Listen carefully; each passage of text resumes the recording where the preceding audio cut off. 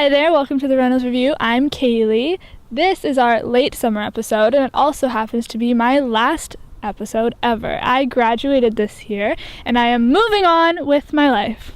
The first thing we'll be talking about is the new sign on Mackenzie and Borden. You may have noticed it. It is the new Reynolds sign, and if you would like to know more about it, then just keep on watching.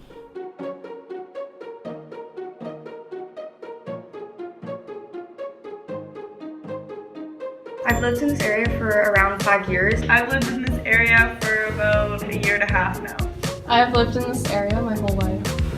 3 years, and I come around here every day because I live here. Well, I've lived here pretty much all my life. I don't live here. I live in Langford. I've lived in Saanich for 17 years, going on 18. I feel like the old sign was actually quite adequate, but the new sign is quite beautiful. It's old. That's about it.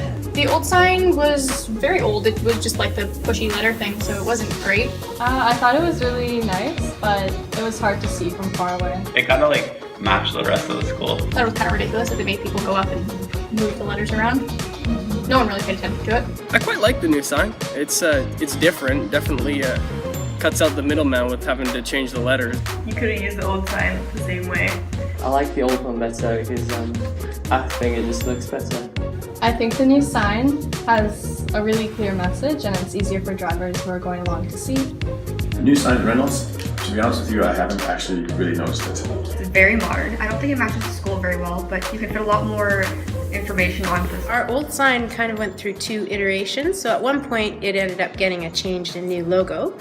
But for the longest time, it was one of those big, huge signs that had plexiglass letters that you had to climb up on a ladder and put the sign in and down and slide it across. I had to use physical letters to put on a sign. It wasn't digital like the new ones, so we would sometimes run out of letters, or we would have to improvise and make new ones. For example, if we were to run out of R's, we would have to take a P and then use a Sharpie and then write on a little leg on the P to make an R. As well as sometimes the letters got stuck and just wasn't the easiest thing to do. Tom Arts, and I'm the principal of Reynolds Secondary School. And I'm Rhonda Sylvan, and I am a parent at the school. Quite cumbersome, and it was time consuming, so it wasn't very, couldn't get immediate messages up, and it took quite a bit of planning in order for that to happen. And there were a few issues that we had. There was, of course, letters missing because the sign was so old. So, for example, for tree recycling, we had TWEE recycling, yes. TWEE, and when Tour de Rock came, we had Tour de Ock. Yes, we were missing some R's. Yes. Those were which is funny, they're the most popular letters. So we, W's were M's and M's were, different letters were used in different ways. And then, another issue was that the sign was on Borden Street, so one side of it you could view if you were driving on Mackenzie, but the other side, not as many people saw. And so there was always a battle to which message got put on what side of the sign. So our new sign took care of that as well.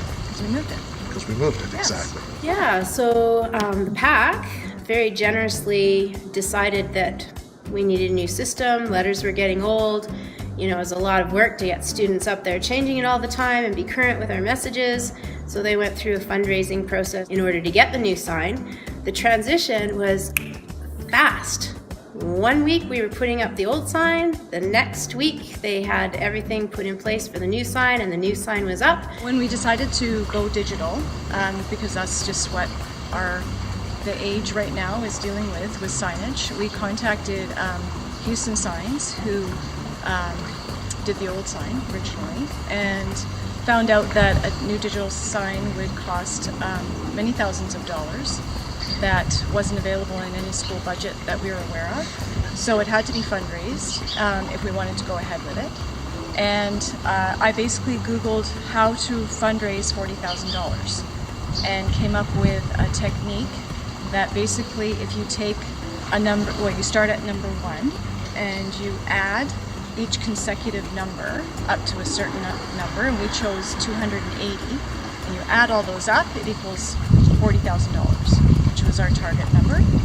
So we had 2 students who created in the computers... Senior IT class? Yeah, senior IT class, who created a software program that allowed people to go in and purchase a square for a certain dollar amount, and the goal was to sell each individual square from $1 to $280 so that we could raise the money we needed. If you bought square 15, it cost you $15. Square 138 cost you $138. So there was different values, so people could contribute different amounts. We had a number of businesses, neighboring businesses, and businesses that work with our school that bought some of our higher valued squares, and then we had lots of parents and alumni and students. And the grad class of 2017. Yep, they contributed a couple $1,000s to it, which was fantastic. We did a couple of barbecue sales at Thrifty's, and then whatever money we raised, we would buy squares with that until. So we got about half to 60% of the way there through all of that work, and then we had lucky to have our 50th anniversary reunion last year, and the PAC generously decided that any funds that we raised through that, through PAC initiatives or PAC sponsored events, would go towards the sign. And we had an amazing turnout, and we were able to raise the remaining funds to get the sign. Our plexiglass letters were getting a little bit older and harder to see sometimes, and if we ran out of R's, we were making R's out of P's and putting tape on it. So it was a very seamless transition, and it's been very positive, and I'm very grateful myself. What are the positives of having a new sign compared to the old one? Like, what's the plus side of having a newer sign? So I think first thing I would say is location. It's on Mackenzie, so it faces both ways, east and west on Mackenzie. So when you drive along, the majority of traffic that goes by there can see the sign. Not just families and students that are traveling, but anyone who drives on there. For example, we had a number of community members come into our school this year and buy Spam-A-Lot tickets because they had seen it on the school sign. They weren't connected with Reynolds at all, but they saw the opportunity to come to a musical and did that. So that was one real positive, the location. So the second big one is, of course, changing the message on the sign. There's so many amazing things that happen at Reynolds. There's new things happening daily. So and now it's just a computer program that you just basically type what words you want into font, and then if you want a little image, you just you upload a JPEG to it. It's very, very straightforward. So we can log in and do it remotely, and it also allows for different graphics, as Rhonda said, different colors, different images, pictures. It's just much more multi-dimensional in that way. This spring, the Reynolds Marching Band performed at the Victoria Day Parade once again and found itself at Whistler for the Canada Day celebration as well. Let's take a look.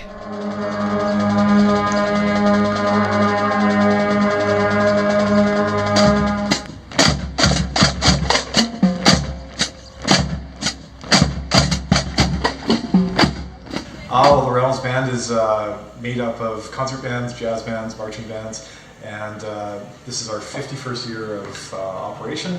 The school's 51 years old. There's definitely, kids entering at the grade 9 level, and when they leave by grade 12, it's quite a steep learning curve. Like the kids do a fantastic job. Early morning band practice starts at 7:15 in the morning. Kids are usually in the room by around 7 o'clock, 7:05. So it's definitely before school hours, but the kids do a fantastic job. We march, rain or shine. Every once in a while, there might be a day where we're in the gym, but for the most part, it's rain or shine. The Reynolds style is pretty unique, and I'm just a big fan of what we do here. The kids, they own what they do, and they do it really well. The parade march that they're doing this year is called To The Max, and they are doing an absolutely fantastic job with that. It's pretty challenging, but they've taken it on from grade 9 to grade 12 and just doing a great job. We've been having lots of fun. The kids have been really great to me in my first year at Reynolds, and excited to see what comes of this in the next couple of years.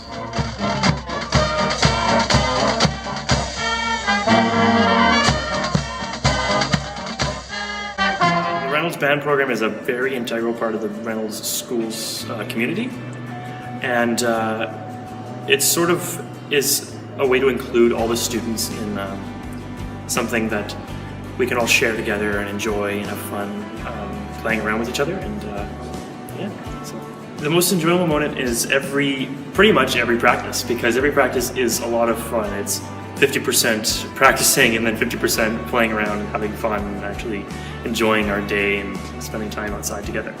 Early mornings were hard. It's very difficult to get everyone there. So every day we'd be working with different numbers of people, maybe 50% of the people, 25% of the people some days.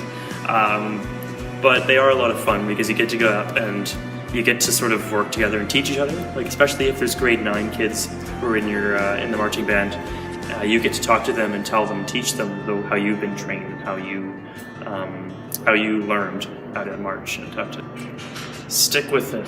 I know a lot of people who have they have spent time at Reynolds and they spend like maybe 1 or 2 years in band program and then they think that they don't want to do it anymore because it's hard work. It is hard work, but my advice would be to stick with it and do your best and definitely make some friends because these are the people you will know for the rest of your high school career and then possibly through the rest of your life. So I would definitely say to stick with it, make some friends, and have a lot of fun.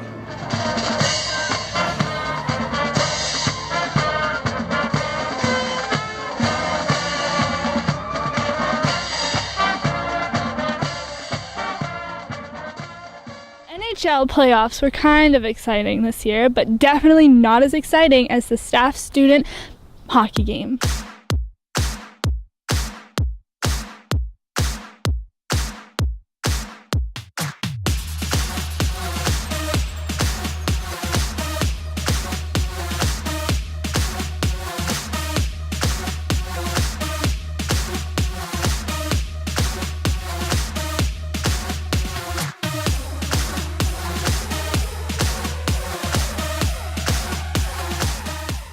So, what do you think the biggest challenge was playing a bunch of old people? They were actually pretty good. Like not knowing our positions. Yeah. So, did you guys shift it up a bit? Yeah. I played forward for the first time since I was like 5. So. Oh wow, how'd that feel? It was okay. Yeah. You made a few moves up there in the offensive end. Do you normally play back? Yeah, I usually play defense. So, was it kind of fun to play up front? Yeah. Yeah. You think you might be convinced to do it again next year? Yeah, maybe.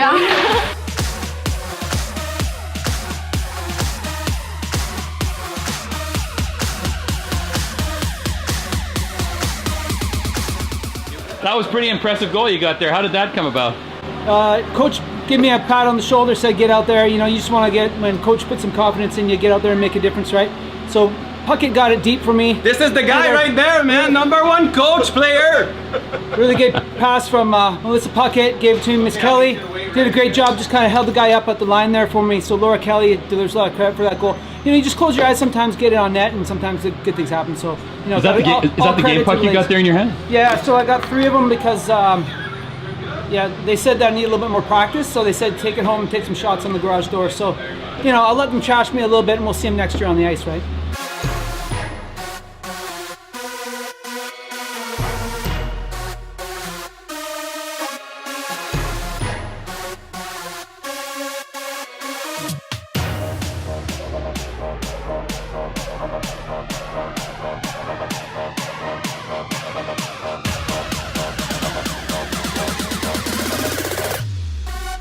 What was the key to success for your team today? Good communication and passing. I don't know. Did anybody surprise you today? Dan, our goalie, was amazing. He was. He was on fire. And of course, Turcotte was Turcotte. Oh, Turcotte, yeah, he brings out the big guns every time. And what about the PA announcer? Any thoughts on him? He is fabulous as always. Love his remarks. Will you be back next year? Oh gosh, I don't know if I'll be invited back. If I'm invited back, sure.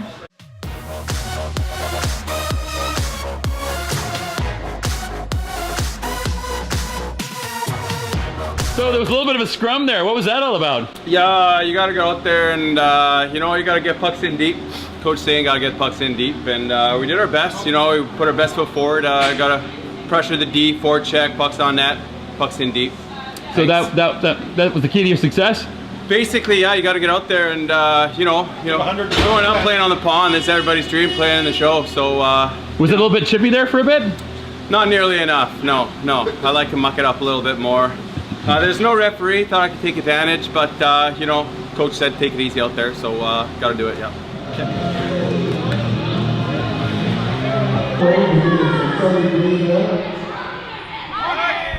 In June, our theater class had a chance to meet with Carrie Fleming, who is an actress that has been performing in television shows for about 2 decades now. Here is a chat that she had with Mr. Gray, our film and television teacher. Hey, so I don't normally stand on this side of the camera, but we have a special guest that we were lucky to have. Carrie Fleming came in to talk to our class today. She was here talking to some of the kids from our theater class and some others who came in as well. And so Carrie is someone who I had the privilege of working with a while back. Yep. We won't say. Okay. Very, very, very, very, very, very long time ago. Yes. Well, we can just, I'm 43 and I graduated in 92 and you were my teacher in grade 10. So that was 1990. It was a while back. Yes. It was a while back. And I was 12 years old. Yeah. So anyways, so Carrie came to talk to us, and it's kind of exciting because you've been doing film and TV related things for over 20 years. That's right. And so here we are, film and television class, and it's kind of nice to have these opportunities. You know, we don't get them that often. So I appreciate you coming here. So why do you think it's important to come and talk to kids? What? I didn't warn you that there were going to be these questions. So. Because they're the next generation. They're the greatest resource we have of change. We need to always be looking forward, but if you have someone from the past come and talk to them, I think that's really helpful. So when you come to to high school and you sort of think back to when you were in high school, did you have any idea of what the journey was going to be like? Would you have benefited from having someone come and talk to you a little bit about the business? Did you have that? Did you have some people? Well, I think they would have come and done the basics, like get your headset, get an agent. Like there seems to be just a real lack of dialogue about how the industry really is, and so that's important. I like to share that because it's really, really hard work, and people think that it's very glamorous, but it's actually really, really hard work where you have to get up really, really early, and you're always sort of being picked at, and so you have to really take care of yourself because they'll burn your hair and they'll burn your face, and then they'll go fine, and you'll have to, but you want to work again, so you have to. I like to come and tell the young to take care of themselves because no one can do the big work for you. People can help you eat, people can say come here, I'll drive you, but the real work is something that you have to do on an individual basis. All right. Yeah. And so now we have some students here that make their own TV show, and this is what we're doing here. Normally this would be a kid, normally this would be a student here talking, but they're all busy getting ready to write exams. It's the last week of classes. Yeah. So when you look at students who are making TV and trying to create their own content, any advice for them about what they should be doing when they're actually creating stuff themselves, telling their stories? Oh, I love it. Yeah. Just keep doing it. Keep doing what you're doing. And every single time that you're doing a project, you'll learn from it and show people and take criticism, but don't ping pong with the criticism. Just take it in and go, I wonder what rings true for me, and I can keep some of this and do away with that, and then move forward from that. Yeah. So if I want to see you on our screen, what shows? I know there's stuff on Netflix and different things, but what shows should we be looking for? You can go on Netflix and see iZombie. I play Candy Baker on iZombie, and now she's a zombie. Oh, I didn't know that. But in the show, you don't go full Romero, they call it. Okay. Unless you are so starved. So I am sort of like a brain drug dealer. Oh, yeah. Okay. So people can keep from turning into a zombie. I was just on Supergirl. I was just in a movie with that Peter Dinklage fella that was really, really magical. Don't worry about seeing me on screen. Just please let me inspire you to just keep telling stories and keep writing stories and keep telling your stories and pay attention to your friends' stories and just be there for each other because as you age through life, these friends that you've made here are going to save your life a bunch of times over and make use of all the time you have together of making films. And you've got all the equipment and the editing We have services. some toys. You know. We have some toys. So anyways, so thanks for doing this, Carrie. You're very welcome. And hopefully have you back. Right on. Okay, and so, yeah, Shaw TV out. Since I am a graduate, we decided to hold auditions to find my replacement. Let's take a look. Okay, so you're graduating after hosting more of these than anybody else, so you probably know better than almost anybody what makes a good host. So we've got some people here. So they're going to audition, and just you can make notes, give feedback. Okay. So you can kind of help run this. I hope you've got somebody who can maintain my high standards. Yeah. Okay, let's get started. Hi, my name's Erin. I'm in grade 11. Hi, Erin. Could you please pretend that you're doing a story on the school swim team? Okay, I can do that. Okay, so the swimmers are lined up. There's a gleam in their eye as they're ready to pull forwards. The time starts. A gun shoots up in the air, and they go full force, sweat dripping on their brow. Or is that water? I honestly can't tell. Their hearts pounding as they go, and they reach the finish line. Thank you. Okay, that's great. A little dramatic. Who's next? Hey, I'm Gus. I'm in grade 11, and I'm really excited. I really was hoping to become... Oh. Okay, so, yeah, I'm ready for whatever you have for me. Okay, Gus, can you try doing an intro story about the marching band? Sure, that sounds great. Okay.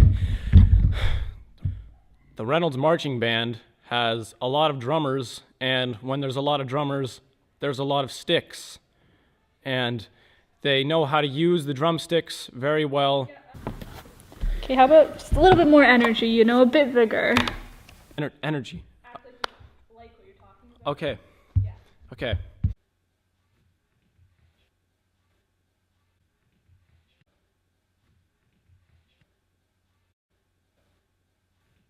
The Reynolds Marching Band has a lot of drummers. And when there are a lot of drummers, there are a lot of sticks. And since there are so many sticks, they need more drummers. And they have a lot of drummers, so there's a lot of sticks. They know how to use these sticks. Is this good? Yeah?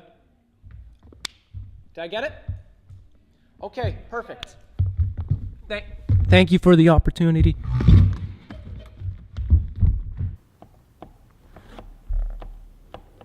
Okay, well, next. Hi, my name is Hunter Johnson. I'm 6'8", and my weight doesn't matter. My hair is brunette, eyes are blue, and I'm willing to do whatever it takes for this role. So, what story would you like me to tell?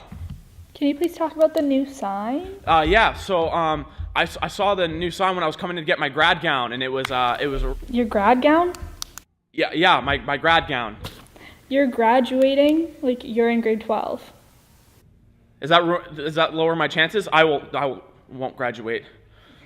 Dude, you can't do it if you're in grade 12. I'm in grade 12. Oh, okay. Well, that was weird. Yeah. Let's see. Olivia. I'm Olivia, and I'm in grade 11. If you could just do a story on the sign as well, that would just be peachy keen. I could talk about the sign, but I thought I'd take this opportunity to talk about how we're losing a very valuable member of this, team here. The host, Caeley, she has done amazing over the past few years, and it's going to be really sad when we see her go. We wish her luck on all her future experiences, and I'm sure she's going to make it very far, and she'll do great, and I'm very happy to be in the presence of her right now. I think she's great, to be honest. I think she's the one. I think she's genuinely the best option we have at this point, so I think you're in. You're perfect. You're the new Caeley. So. Yeah, that figures. I think we've got one more. Somebody said that there's one more, so yeah. Well, I think we have her, but you got it, but we'll take the next one too. Okay, we'll do one more. Hi, my name is Junter Hansen. I'm 4'11", and my hair is blonde, and I have brown eyes. I'm so ready for this role. I'm willing to do anything for it. So just tell me what you want me to do. Did you not just audition? No. What? Dude, I literally just said you can't do it. What? No, you said that to Hunter Johnson. I'm Junter Hansen. What story do you want me to tell? You want one? Okay. How about you tell us why Hunter Johnson is a terrible drumline leader? Oh, come on, man! It's me! I'm Hunter. Dang it. God damn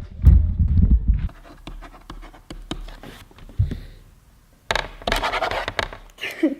So that was this episode of the Reynolds Review. Thank you so much for watching. And this was Caeley's very last episode after 3 years. Heck yeah, it was. You've hosted more of these than anybody else. And so thank you as well. And we're looking forward to a new year coming ahead, and we'll have some new folks involved. And maybe you can come back and give them some pointers. Maybe. Okay.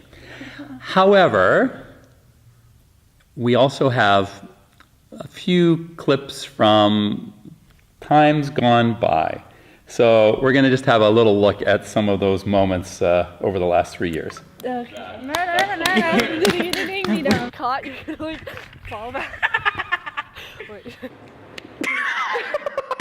Welcome to the Reynolds Review. I'm Caeley, coming to you from Berlin, where I'm here on assignment.